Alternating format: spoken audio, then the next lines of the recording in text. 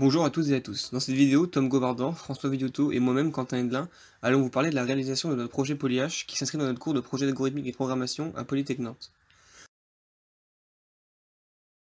Commençons tout d'abord par la présentation du problème. Nous avons 6 situations à traiter dans lesquelles nous avons un nombre de fichiers à compiler et un nombre de serveurs différents à chaque fois. Certains de ces fichiers sont appelés fichiers cibles, cela signifie qu'ils rapportent un certain nombre de points lorsqu'ils sont compilés. Mais attention, parce que plus les fichiers cibles sont compilés tard, moins ils rapportent de points. De plus, ils possèdent également un temps limite, et s'ils sont compilés après ce temps limite, ils ne rapportent aucun point. Lorsqu'on compile un fichier sur un serveur, il est répliqué automatiquement sur tous les autres serveurs.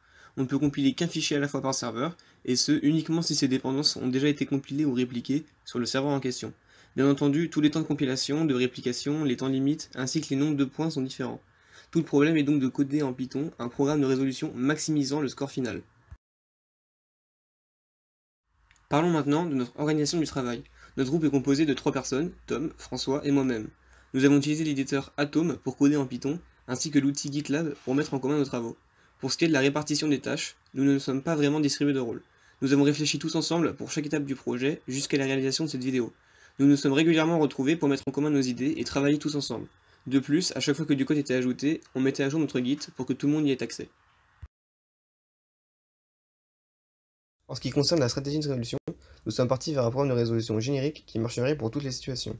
Le premier problème auquel nous avons été confrontés fut de mettre en forme et lire les données de départ, qui étaient sous forme de fichiers in, et qui étaient simplement des noms de fichiers et des nombres qui correspondaient aux dépendances, au temps de réplication, au temps de compilation de chacun des fichiers.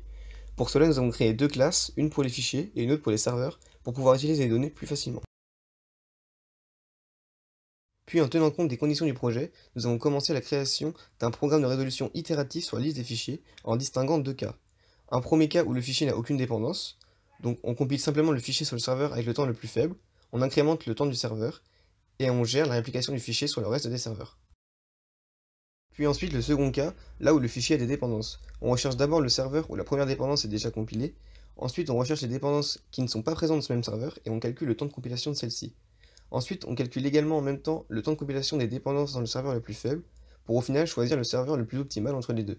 On compile ensuite le fichier sur le serveur choisi, et on gère à nouveau la réplication du fichier sur les autres serveurs. Le programme de résolution nous sort une liste contenant tous les fichiers compilés avec leur serveur et leur temps de compilation. Puis à l'aide d'une fonction de calcul de score très simple que nous avons également créée, nous obtenons le score final. Finalement, notre programme n'a malheureusement fonctionné que sur le fichier A, mais nous avons quand même réussi à obtenir le score maximal de ce fichier, c'est-à-dire 60 points. Nous avons terminé, merci de nous avoir écoutés.